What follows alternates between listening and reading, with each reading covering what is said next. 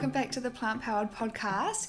I'm so excited. I just had this great idea for a topic when I was driving in the car drinking my coffee this morning, and that is managing diet differences in relationships, because I'm sure that's a struggle that so many people have if you're vegan or plant-based and you're out in the dating world, or you've got a partner who isn't and you're like trying to make your meals work and just find this middle ground, especially if you don't have exactly the same views. It can be a little bit of a challenge. So let's dive into it. I have been doing, I had not like a break from doing nutrition podcasts, but I was just diving so much into the spiritual and energy and mindset kind of world over the last few podcasts, because I just came out of this very bad period of my life. And yesterday morning I bought a coffee when I was driving home, and I just sat in the car park and I just cried because everything has turned around. And honestly, a few months ago, I couldn't be bothered trying to live anymore. And I just got out of a negative, unhealthy pattern. It was a 4-year relationship where it just wasn't good for me. I lost all my self-worth. It was a lot of emotional trauma and stuff that was going on, and I just couldn't be my best self. I just got more worn and worn down over time. I couldn't do the things that I loved. I just felt really self-conscious about who I am, and I'm always not good enough. It's just you could even see in my old photos in my face and my body, I actually got quite skinny, and I didn't actually realize at the time, but you can just see the life force sucked out of my face. So I never thought I could live without the love of my life. So I got out of the relationship, and to force myself to not go back into the cycle, I moved 9 hours away to my dream location with just enough gas in the car to get here, no job set up. And right before that, I also stayed with someone short term, and I was told that my dreams are too big, I've got too many goals for this year, my head is in the clouds, and I need to come back down to earth. And also, if you move to Gold Coast within the next 2 months, you're going to fail and have to go back to New Zealand. And that just kept playing over and over in my head. And every time something would go wrong, I'm like, maybe they're right.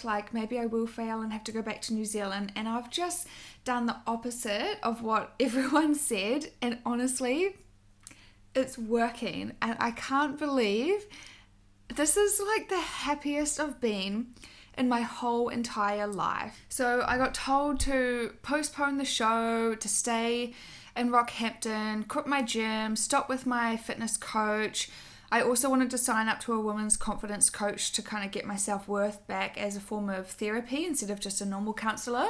And I got told that's not what you need right now, don't do it.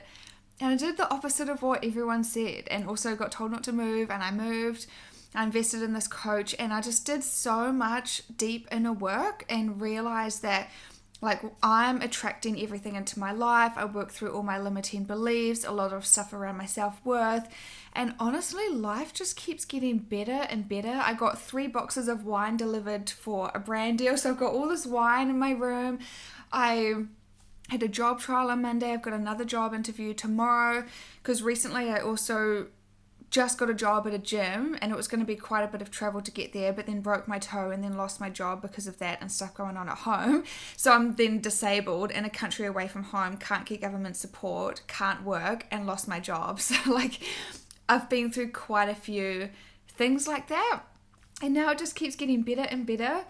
I just paid for something in my business that I've wanted for 6 months. So the second half of the year, I'm going to be building that, getting it ready to launch, figuring out the whole plan and how I'm going to approach the whole thing and make it come to life. So I've done that. I made 10 friends in the weekend going to a bush off by myself, driving 2.5 hours, going there on my own because I just wanted to go, and I just wanted to make new connections and meet like-minded people who also like going to bush doffs and like the same music and have the same kind of vibe. And I just made so many friends by stepping out of my comfort zone. It was one of the best days of my whole entire life, and the list is just too big to even put on here. I just got another online client. A different one of my online clients has started seeing results at the gym and being more consistent, and her shorts are finally starting to feel looser, and she's, everything is just so good. I've been consistent with the podcast, but why I wanted to say that was that I think that true health encompasses everything. So it encompasses our whole mindset, it encompasses our at-home living situation, our environment, how we show up, also how we feed ourselves and how we exercise and everything like that. But true health is everything surrounding us, and I just started doing those energy and spiritual kind of topics because that's the stuff that I was going through at the time and the stuff that I was learning and what I was realizing. So my main takeaways from that to share quickly before we get into this nutrition topic is surround yourself with like-minded people with the same vision who gas each other up. Like, no one is competition. Like, we're here to collaborate instead of compete against each other. You want to see each other win. You have the same values. You want to work hard. You want to build things. You want to take care of yourselves. You want to go somewhere in life. Like, find those people. And if you can't find them in person, then find online groups.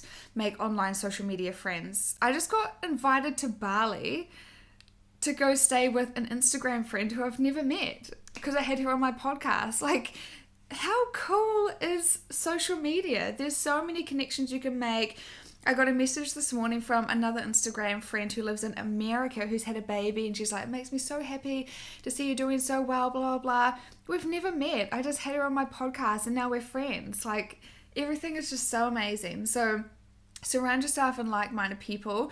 Get out of your comfort zone. I went to the event in the weekend and I could have just stayed home because I didn't want to be dancing by myself on the dance floor or whatever, but I'm like, hell no, I'm just going to go there and make new friends once I arrive.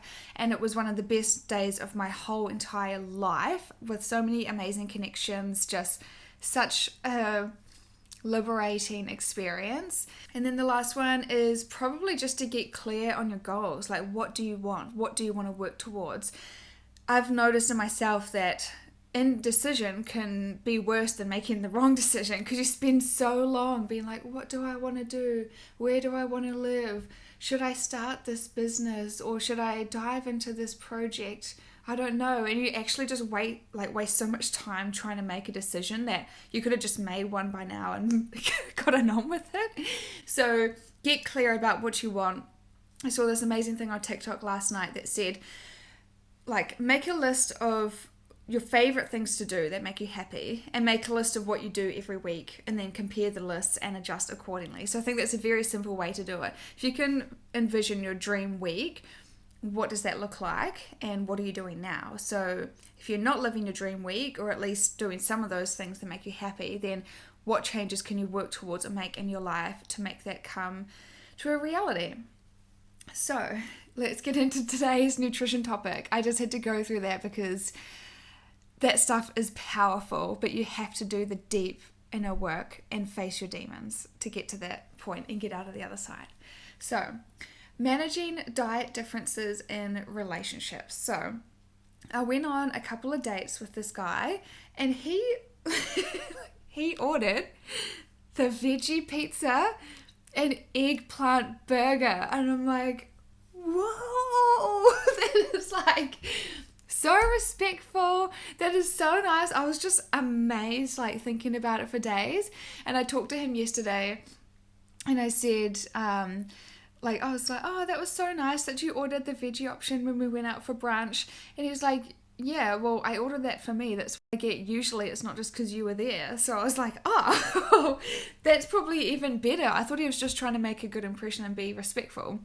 But he said that's what he usually orders. And he does eat meat at home for his meal prep because he's trying to bulk. But I reckon if I could teach him how to bulk on plants, because that's what I'm doing right now, then it would be just more knowledge and yeah, he would be able to make more changes as well. But he eats a lot of plant-based food and he was vegetarian for like 10 months, which is huge for a gym guy especially. I'm like, whoa, didn't know that existed. But then he said if he wasn't vegetarian or whatever, like, would I try to make him change? Because he said, I would tell you to go away. Like, I wouldn't want someone to tell me to change my diet. So I said, well, I would plant the seed and find middle ground. That's what I always thought, because if someone isn't vegetarian or plant-based, if they've never explored that road before, they might not know about it. They might think, like I used to think, you'd be pale, weak, and you'd fade away to nothing and have no energy and be sick. So people might just not have learned about it, or they might not understand it properly, or not sure how to go about it, or they haven't looked into the ethics around their meals and what they're eating, and are they eating in alignment, kind of thing. So if someone isn't initially, I don't think that's a bad thing, because you can always teach them and look into things together and show them the road, like, over time. But the main thing is, finding middle ground. So I think respect is the biggest thing. And I see all these ladies posted in the Facebook groups that their husbands, like, won't even try their food, and they cook them this vegan meal and they're like, oh no, it doesn't have meat, and they don't want to try it because they think it's disgusting, which to me, I think that's kind of rude, because they're so caught up on it being a man that it's not manly to eat a vegetarian meal. And then here I am at the gym, like, musclier than most of the guys there. That's my motivation when I'm there. I'm like, my muscles are bigger than them, and just like keep lifting. It's what drives me when I'm doing my workouts. But yeah, I think I'd plant the seed in someone to work through it together, and then just find middle ground. That's the most important thing. So in my last relationship, he wasn't plant-based, but he was respectful of me, respectful of my vision and diet. And if we were ever going to like a friend's barbecue or something, he would make sure that he brought me something to take. And if we were dining out, like, sometimes he would buy meat, but like, he would make an effort to eat plant-based in front of me, kind of thing, which I thought was nice. And sometimes if we're on the road, he'd get the odd sausage roll, but honestly, in the outback of Australia, it can be hard to find options. So I didn't really care if it's a thing every now and again, because he's not plant-based, but just the fact that he made an effort most of the time, that's what was really meaningful to me. And obviously he ate my food, he ate the mock meats that I cooked, he would make an effort to enjoy anything I made, so that really meant a lot that he treasured my food. Number 2 is what works for one person might not work for the next. Now, I follow a 90 to 95% approach. I still eat normal chocolate. I eat salmon a couple times a month because I always crave it around my cycle, like right before it comes, or like on the first couple of days I've got it, I'll be like, salmon, I need salmon. And I think it's the fattiness, because it supports our hormones and stuff. And I've just found this is what works for me over the last couple years, and sometimes I'll just not crave it at all, and then sometimes I'll have it and it's like, it really satisfies me, and it's only at certain times of the month. So I'm very in tune with my body. I don't track any food. I've done this whole bulking thing, just intuitive eating, and I do intuitively crave that. So if someone was to say to me I don't want you to have it, like, I don't know, I would feel kind of weird, because that's what my body is wanting. So I think from both sides, we've got to find middle ground and just be respectful of each other, if that makes sense. The other interesting thing was I met another guy who puts, I nearly spewed, liver in his protein shake. And I found out at the bush turf, and then I nearly spewed on the dance floor. I've been thinking about it for days, and I'm like, how would I approach that? Because he's an MMA fighter, so he's like, his friend said, like, why did you go plant-based? I'm like, yeah, I did it for health reasons, and it fixed all my digestion and bloating. And then he started eating liver for health reasons. So like, we're both doing it for health reasons, but it's two opposite sides of the spectrum. So it's obviously working for him and he's happy, and my diet's obviously working for me and I'm happy. So I think like when it comes to that, it's really hard, and you just got to figure out like what makes you feel good and what's in alignment with your values, because people still have different values around animals. I don't want to cause unnecessary harm or overuse the planet's resources, especially when it comes to carnivore diets and stuff. Like, the world is full. Like, not the whole world can't go carnivore or even keto or anything, because we can barely fit the animals. We have to feed them all this grain and soy just to get out a little amount of calories, but we could just eat the grain and soy ourselves and like solve world hunger, stop all this excess water usage and all this overuse of the world's resources. So to me, it's just like sensible to just eat plants. But some people obviously still believe like, oh, if they had a good life, then it doesn't matter or whatever. And yeah, I'm not full vegan, like I still eat salmon and stuff. So just remember that everyone's got different values around that kind of thing. So just finding middle ground, understanding what works for one person might not work for the next, and really tuning in with your body and also your mind and what feels good for you. And I kind of explained to someone that if I eat 5 times a day or 3 times a day, like I'm saving a life 3 to 5 times a day. That does wonders for your soul, for your whole living in alignment, apart from the odd time I eat something with animal products. But I just do a most of the time approach, and I just sit down and you're like, whoa, you know what? I just saved a life. And honestly, that just does wonders for my happiness and like my soul's purpose in this world, and be able to share that with other people and teach them how to make nutritionally adequate meals and things like that. So yeah, just remember that things work differently in everyone's bodies, and yeah, just learn about each other and find middle ground. Number 3 is cooking balanced meals, because I do lots of reading in these Facebook groups, and these girls are like, oh, my boyfriend or my husband has got a really physical job, and he keeps saying that he's still hungry after the meals, and he doesn't, like, it doesn't fill him up, so he doesn't want to eat vegan or plant-based anymore.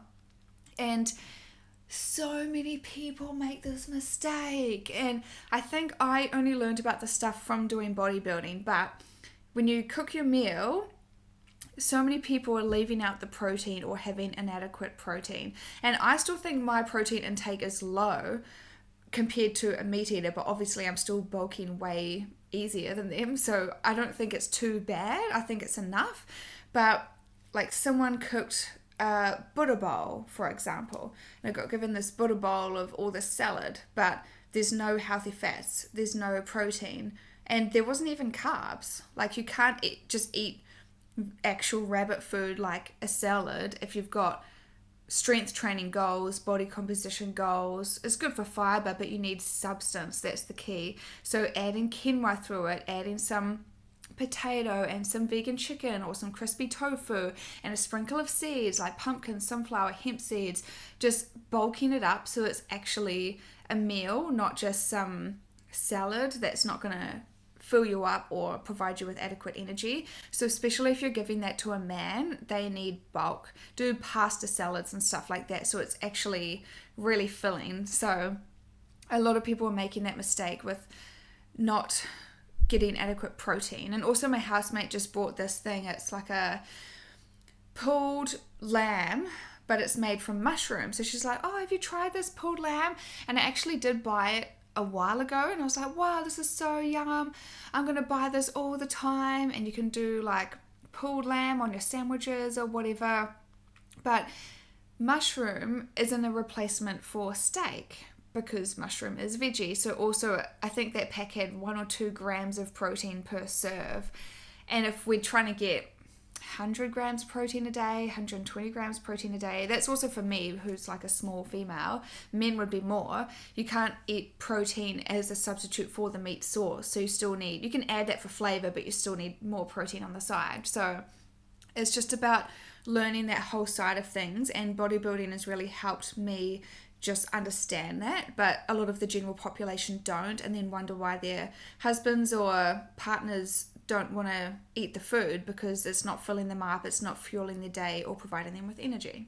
Number 4, just touching on my 90 to 95% approach again. I do have a full video and podcast on this that I did way back at the start, but this is what's worked for me for the last few years, and I don't like being rigid or just having like really strict rules or anything.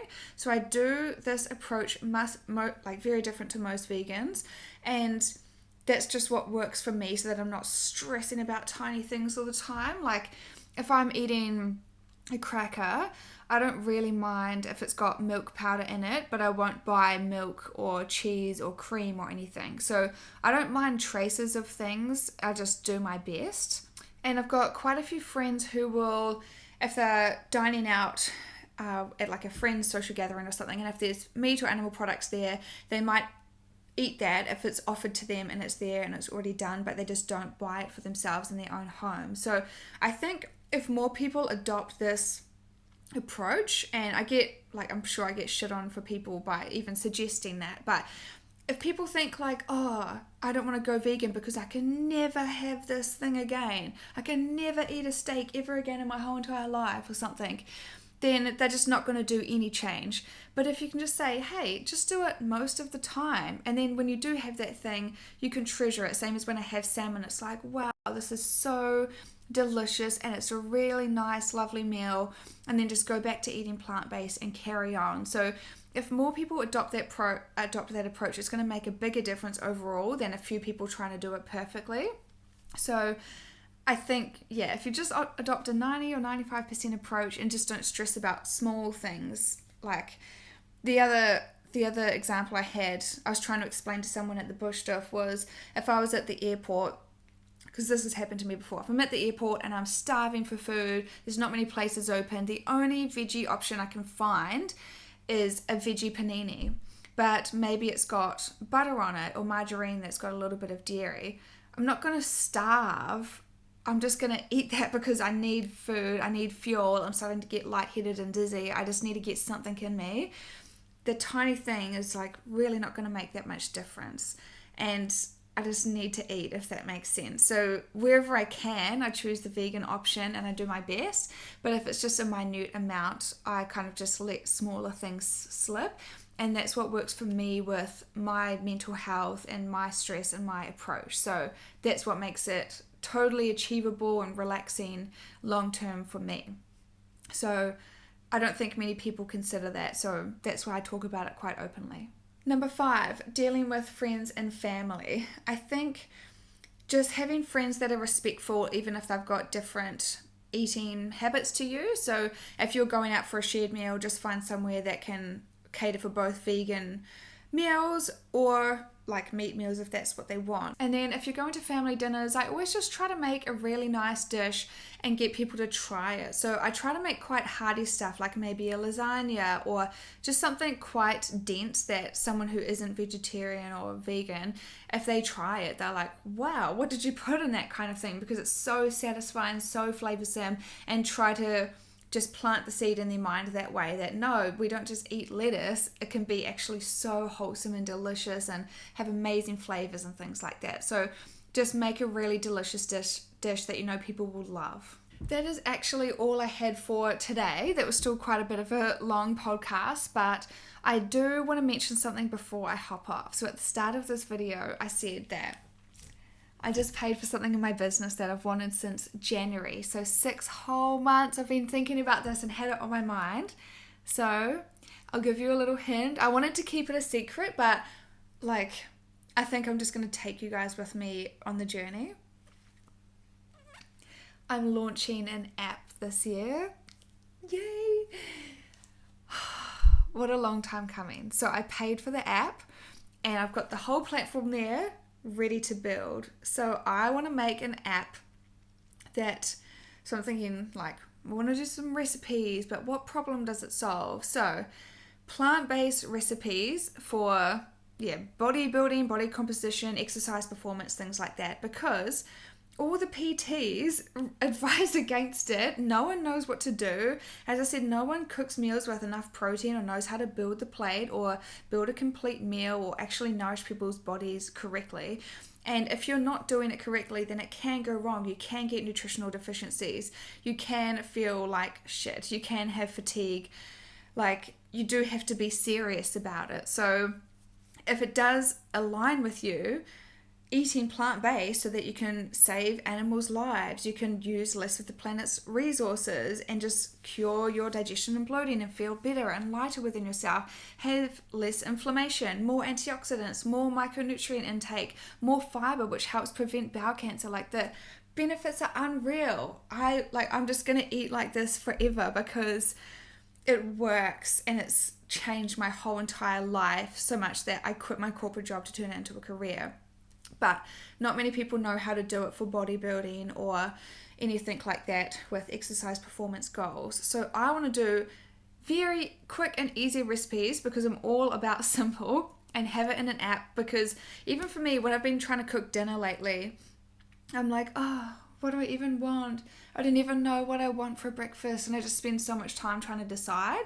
And I've got recipes like saved on my Instagram saved or on my computer files, but I just don't pull it out every time. So I've got the app there, and also by making the recipes for this, it's going to help me get back into the flow of cooking, get more creative in the kitchen, think of new ideas, think of healthier plant-based alternatives for things, and it's just so exciting. So that's my goal for the rest of the year. I'm hoping to launch it in a couple of months, so I've got to set up the launch date and make the whole plan around it. So that's super exciting. So stay tuned for that. If you don't follow my Instagram already, make sure you head over to there at Cassie Amber with 2 underscores. And also in the description below, you can sign up for the waitlist for my 8-week program. Don't know if I'll launch the 8-week program first or the app, but just hop on the waitlist and I'll send out whatever it is that's ready first, and you'll get a special launch price discount. And I've also made a free pantry essentials guide with my go-to ingredients to keep in my fridge and pantry for optimum ways to fuel my body for the gym, and just ways to make cooking taste amazing and make things easier for you with healthier flavors and different things like that. So download my free Pantry Essentials guide. You'll get a PDF delivered to your email inbox, and you can keep that. And then you'll be on my email list, so you can receive just a monthly newsletter with a roundup of my best content and weekly health and nutrition tips as well. So that wraps up this episode. I'm so happy I just thought of this idea in the car this morning. I'm like, I've got to film it today while it's still fresh in my head, because I think so many people struggle with finding the middle ground with a non-vegan partner. So that's that. So if you love this, I would love if you share this episode online and tag me. Don't forget to subscribe and stay tuned for next week. Thank you so much. See you later.